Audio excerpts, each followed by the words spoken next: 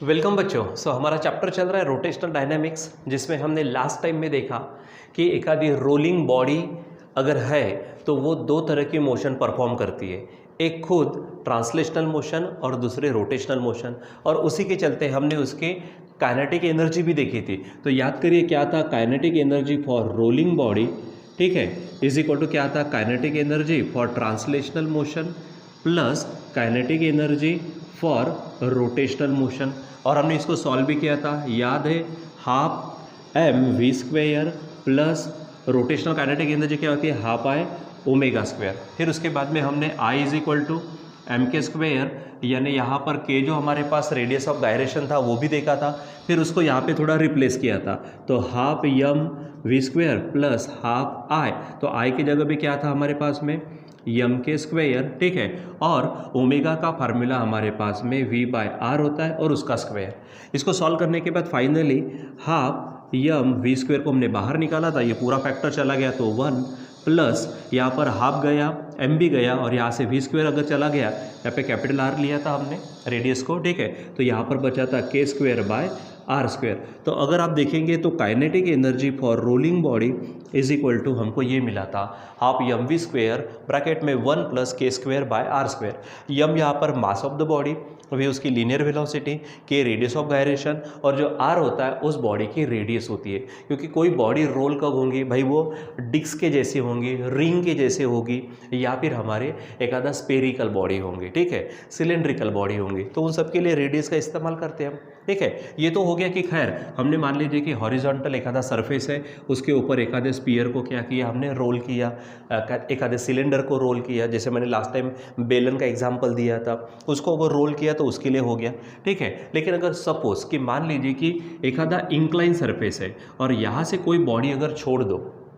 ठीक है, तो यहाँ से भी बॉडी क्या होंगी, रोल होते होते यहाँ तक आएगी, ठीक है। मान लीजिए कि ये इतने हाइट पर है, ठीक है, और ये हॉरिजॉन्टल सरफेस और ये इंक्लाइन यानी तिरछा प्लेन है, जैसे हम घसरपट्टी खेलते हैं, ठीक है, वो ऊपर से हम सरकते, छोटे बच्चे चढ़ते हैं और वहाँ से घसरते हैं उस तरह से, लेकिन वो स्लाइड हो गया। यहाँ पे हम रोलिंग बॉडी का विचार कर रहे हैं, तो उसकी हमको क्या करना है, स्पीड देखना है और हमको निकालना है एक्सेलरेशन। किसका हेडिंग है हमारे पास, speed and acceleration of body rolling down and incline plane. देखो अगर ये है तो इसको वर्टिकल बोलेंगे, इसको हॉरिजॉन्टल बोलेंगे, और ऐसा अगर तिरछा है तो उसको हम इंक्लाइन प्लेन बोलेंगे। तो मान लीजिए कि ऐसे इंक्लाइन प्लेन है, यहाँ से बॉडी छोड़ने के बाद में हमारी वो स्पीड क्या होंगी, किसके ऊपर डिपेंड करती है, ठीक है, उसका एक्सेलरेशन क्या होगा वो हमको निकालना है, ठीक है बच्चों। तो चलो इसको देखते हैं। यहाँ पर हमारे पास में ये बॉडी को ले लेते हैं हम, ठीक है, जो इंक्लाइन सरफेस से क्या हो रही है, स्लाइड हो रही है, रोल हो रही है, स्लाइड नहीं रोल हो रही है, और मान लीजिए कि कुछ भी फ्रिक्शन वगैरह नहीं है उसके बीच में, ठीक है।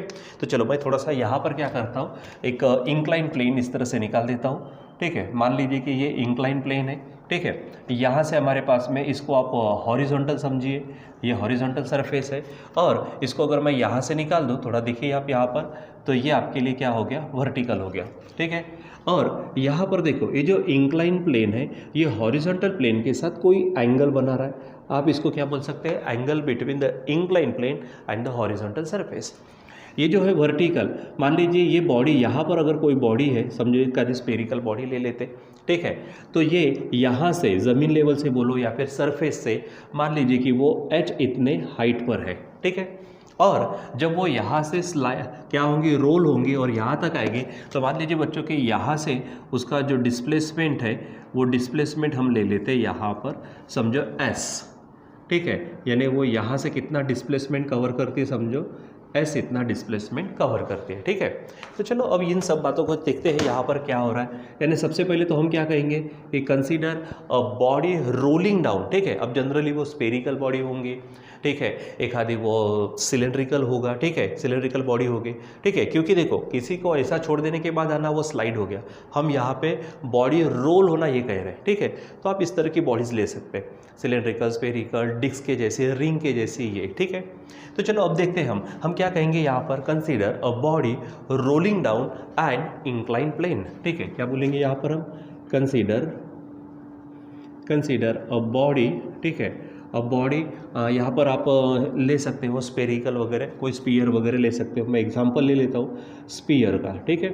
ठीक है। कंसीडर अ बॉडी, ठीक है, क्या हो रही है, रोल हो रही है वो, मतलब ठीक है, लिखेंगे यहाँ पर हम rolling down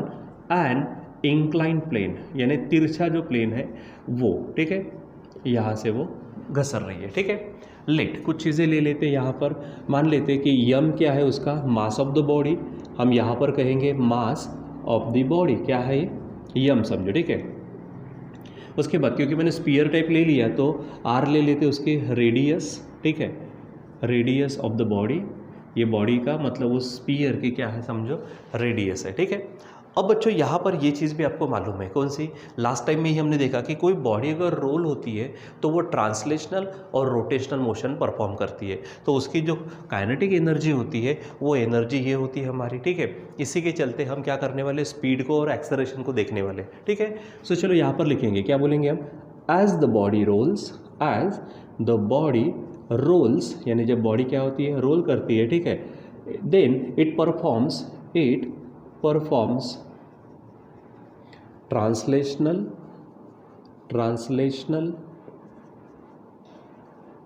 as well as rotational motion,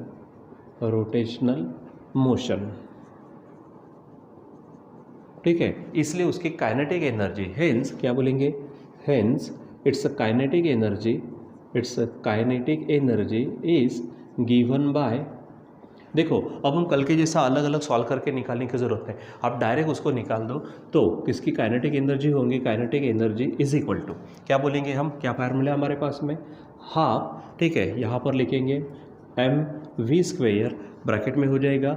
1 + k² bye r² हो जाएगा ये। देखो यहाँ पर हमने ये यम को थोड़ा सा मैं कैपिटल में बता देता हूँ क्योंकि ऊपर वैसा बताया है, ठीक है। तो half mv² 1 + k² bye r²। अब यहाँ पे नई चीज़ कौन सी है, बाकी सब तो लिखा है, देखो r लिखा है, mv भी तो हमको स्पीड निकालना है, ठीक है, तो बता देंगे, यहाँ पे लिखेंगे हम वेयर k क्या है हमारे पास, k हमारे पास है रेडियस ऑफ गायरेशन, क्या बोलेंगे इसको हम, radius of gyration of the body, ठीक है, radius of gyration of the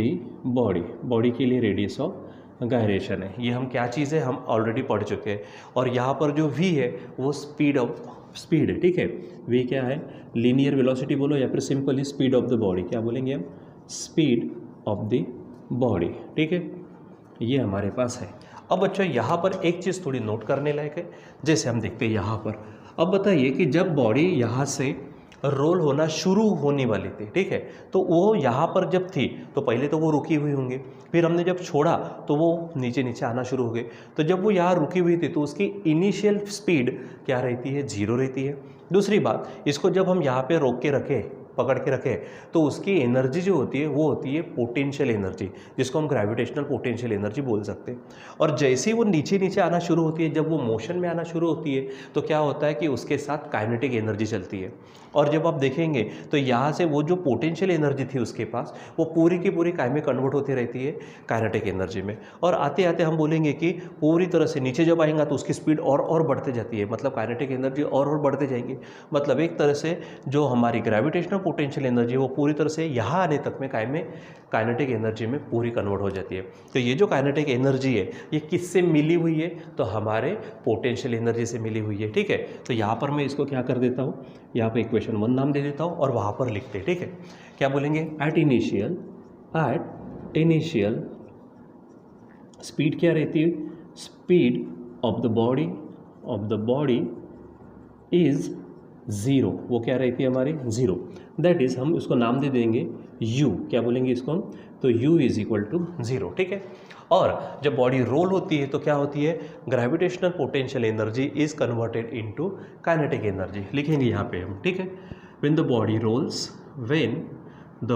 roles, body क्या करती है, रोल होती है, ठीक है, रोल्स, ठीक है,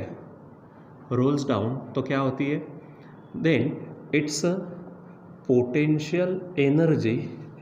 is converted into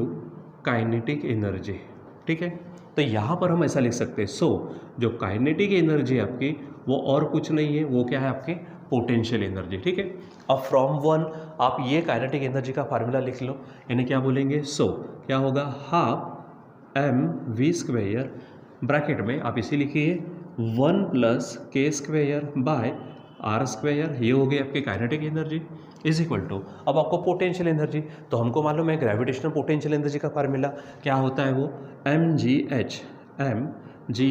यानी mass into acceleration into gravity and the height above, ठीक है, at which the body is there, ठीक है, जिस हाइट पे बॉडी है वहाँ पर, ठीक है। तो अब देखो इसको थोड़ा सॉल्व करते हैं, तो दोनों तरफ से हमारा m क्या हो जाएगा, कैंसिल हो जाएगा, ये जो 2 है जो डिवीजन में उधर जाएगा तो मल्टीप्लिकेशन में, तो इधर बचेगा क्या बच्चों, तो यहाँ पे v स्क्वेयर, ठीक है, ब्रैकेट में होगा 1 plus k square by r square, ये बचेगा, 2 उधर चला गया तो ट्वाइस GH, ये हो जाएगा। और अब देखो यहाँ पे हमको क्या चाहिए था, स्पीड चाहिए था, यानी यहाँ पे हमको सिर्फ v चाहिए, तो v स्क्वेयर को अकेला करो, तो v square is equal to क्या होगा, ट्वाइस GH अपॉन, ये पूरा ब्रैकेट नीचे जाएगा, यानी 1 प्लस ये होगा के स्क्वेयर बाय आर स्क्वेयर, ठीक है। अब इसको ध्यान में रखना, हो सकता है इसकी भी ज़रूरत पड़े हमको, ठीक है, लेकिन हमको v स्क्वेयर नहीं चाहिए था, हमको क्या चाहिए, सिर्फ v चाहिए, यानी सिर्फ स्पीड चाहिए। तो हम यहाँ पे क्या करेंगे, v को सॉल्व करते हैं, ठीक है, तो स्क्वेयर गया रे गया, स्क्वेयर रूट आया रे आया, तो यहाँ पर पूरी चीज़ को क्या करो, स्क्वेयर रूट में डाल दो, तो क्या होगा, ये ट्वाइस GH अपॉन, यहाँ पर होगा 1 प्लस, ठीक है, के स्क्वेयर बाय आर स्क्वेयर, ठीक है, और ये होगी हमारी स्पीड ऑफ द बॉडी, ठीक है, जो रोलिंग बॉडी है उस रोलिंग बॉडी की ये क्या हो जाएगी, स्पीड, ठीक है। तो आपको क्या फार्मूला मिला, v is equal to root of twice GH upon 1 plus k square upon r square, this is the speed of the body rolling down the incline plane, ठीक है, यानी इंक्लाइन प्लेन से अगर क्या करते हो आप बॉडी को छोड़ते हो, स्फेरिकल बॉडी वगैरह, ठीक है, तो वो क्या हो जाएंगे हमारे, हाँ, विदाउट फ्रिक्शन, ये थोड़ा सा ध्यान में रखिए, तो उसकी स्पीड क्या होंगी हमारे पास में, root of twice GH upon 1 plus k square by r square रहेगा। यहाँ पे आर हमारी बॉडी की रेडियस है, कि हमारा रेडियस ऑफ गायरेशन है, क्योंकि बॉडी ट्रांसलेशनल मोशन के साथ में रोटेशनल मोशन भी परफॉर्म करती है, ठीक है, इसलिए यहाँ पर के को भी हमको विचार में लेना पड़ता है, ठीक। चलो अब हमारी नेक्स्ट हेडिंग जो इसी में थी वो है हमारी एक्सेलरेशन ऑफ द बॉडी, हमको एक्सेलरेशन निकालना है, ठीक है। तो एक्सेलरेशन निकालने के लिए मुझे जिस चीज़ की ज़रूरत पड़ेगी तो वो हमको यहाँ पर डिस्प्लेसमेंट, हाइट, इसका भी विचार करके रखना पड़ेगा, और हम काइनेमेटिकल इक्वेशन का इस्तेमाल करेंगे, ठीक है। तो यहाँ पे ध्यान में रखना कि इसकी इनिशियल वेलोसिटी क्या थी, 0 थी, ठीक है। तो चलो पहले फ्रॉम फिगर हम बात करते, फ्रॉम फिगर कुछ चीज़ें निकाल के रख देते यहाँ से। देखो हमारे पास में ये थीटा है, थीटा किसके बीच में है, ठीक है, थीटा एंगल है किसके बीच में, जो हमारा इंक्लाइन प्लेन है और सरफेस है, यानी हॉरिजॉन्टल सरफेस, क्या बोलेंगे हम, थीटा है एंगल बिटवीन, बोलिए क्या है, incline plane and horizontal surface, ठीक है, हॉरिजॉन्टल सरफेस और इंक्लाइन प्लेन के बीच में क्या है, एंगल थीटा है। अब वहाँ से लेते हैं हम, हमारे पास है साइन थीटा, अब बोलेंगे सर साइन थीटा क्यों लिया, देखो थीटा के सामने में ये हाइट है और ये आपका हाइपोटेनस है, अपोजिट अपॉन हाइपोटेनस, इसलिए हम यहाँ पे कौन सा रेशियो यूज़ कर रहे हैं, साइन थीटा, तो क्या हो जाएगा वो हो जाएगा H अपॉन S, ठीक है, और इसीलिए मैं H को अकेला करना चाहता हूँ, या फिर एक काम करते हैं, हमको S की ज़रूरत पड़ेगी, तो यस इज इक्वल टू क्या हो जाएगा, देखिए S इज इक्वल टू होगा H, यस इधर जाएगा, साइन थीटा नीचे आएगा, तो यहाँ पर लिखते हैं हम साइन थीटा, ठीक है। तो ये S इज इक्वल टू हो गया H अपॉन साइन थीटा। अब हमको एक्सेलरेशन निकालना है ना, तो एक्सेलरेशन के लिए हम काइनेमेटिकल इक्वेशन का यूज़ करते हैं, ठीक है, तो क्या बोलेंगे हम यहाँ पर, बाय थर्ड काइनेमेटिकल इक्वेशन, तो आपको मालूम है थर्ड काइनेमेटिकल इक्वेशन क्या है, चलो बताइए क्या है, यस, हमारे पास है v square is equal to u square plus twice AS, क्या है हमारे पास में, ये v square is equal to u square plus twice AS, ये हमारे पास में थर्ड काइनेमेटिकल इक्वेशन है, जिसमें देखो देखो u तो हमारे पास 0 है, v हमारे पास में ऑलरेडी v बोलो या फिर v स्क्वेयर हमारे पास है, अब यस वो भी हमने निकाल के रखा हुआ है, इसलिए we can find here the acceleration, ठीक है। तो यहाँ पर एक काम करते हैं, पहले u इज इक्वल टू क्या है, 0, वो डाल देते यहाँ पर, तो v square is equal to 0 plus twice AS होगा। अब यहाँ पर क्या करिए, ट्वाइस AS, देखो 0 को हटा दो, इज इक्वल टू क्या होगा, v स्क्वेयर, अब हमको सिर्फ चाहिए a, यानी ये होगा v स्क्वेयर अपॉन 2s हो जाएगा यहाँ पर, ये चीज़ है। और अब हम क्या करेंगे, यहाँ पर एक्सप्रेशन चाहिए तो आप डायरेक्ट ये v स्क्वेयर की वैल्यू रख सकते हैं, और ये 2 तो है ही, और यहाँ से s रख सकते हो, इसकी ज़रूरत पड़ेगी, इसलिए इसको मैं इक्वेशन 3 नाम दे देता हूँ, ठीक है। अब यहाँ पर ये जो a है, देखो वी स्क्वेयर, ये वी स्क्वेयर की वैल्यू रखो क्या है, it is 2gh upon bracket में है 1 plus k square by r square, ठीक है। ये हो गया हमारा वी स्क्वेयर। नीचे में है ये 2 है ही, ये जो यस है, देखो ये यस क्या है, फिर से हमारे पास h अपॉन क्या है, साइन थीटा, ठीक है। बच्चों ये सब हमने कहाँ से रखा, तो इसको लिखेंगे from equation second and equation third, ठीक है। तो यहाँ से रखा, अब इसको सॉल्व करिए, ठीक है। So finally a is equal to, देखो ये 2 और ये 2 कैंसिल हो जाएगा, ये h और ये h भी क्या होगा, कैंसिल होगा, और ये साइन थीटा ऊपर चला जाएगा। So finally a is equal to क्या मिलेगा, g साइन थीटा अपॉन नीचे में क्या है 1 plus k square by r square, ठीक है। सो बच्चों ये हमारे पास में है acceleration of the body rolling down the incline plane, ठीक है। यानी हमने एक्सेलरेशन भी निकाला यहाँ पर स्पीड भी निकाली हुई है, और बराबर इस तरह से क्या करिए इसको, यानी जब ज़रूरत पड़ती है कि एक्सेलरेशन कितना होगा, कभी कभी हमको न्यूमेरिकल्स आ जाते हैं, न्यूमेरिकल में पूछते हैं कि बॉडी यहाँ से रोल किया, उसकी स्पीड निकालना है, एक्सेलरेशन निकालना है, उसका डिस्प्लेसमेंट दिया जाता है, यानी ये जो डिस्टेंस दिया जाता है यहाँ से इतना, ठीक है, वहाँ पे हाइट दी जाती है, और उसके अनुसार अलग अलग पैरामीटर पूछे जा सकते हैं, ठीक है। तो सबसे पहले आपको यहाँ पर इसको समझना है कि क्या होता है कि बॉडी जब भी रोल होती है तो वो 2 तरह के मोशन परफॉर्म करती है, ट्रांसलेशनल मोशन और रोटेशनल मोशन, ठीक है। तो उसके अनुसार लास्ट क्लास में हमने क्या किया था कि उसकी काइनेटिक एनर्जी देखी थी, तो काइनेटिक एनर्जी ट्रांसलेशनल मोशन के कारण और रोटेशनल मोशन के कारण, दोनों के कारण देखी थी, और जो फाइनल फार्मूला आया था वो था half m v square 1 plus k square by r square, ठीक है। फिर उसके बाद में क्या क्या चीज़ें हैं ये सब यहाँ पे ली,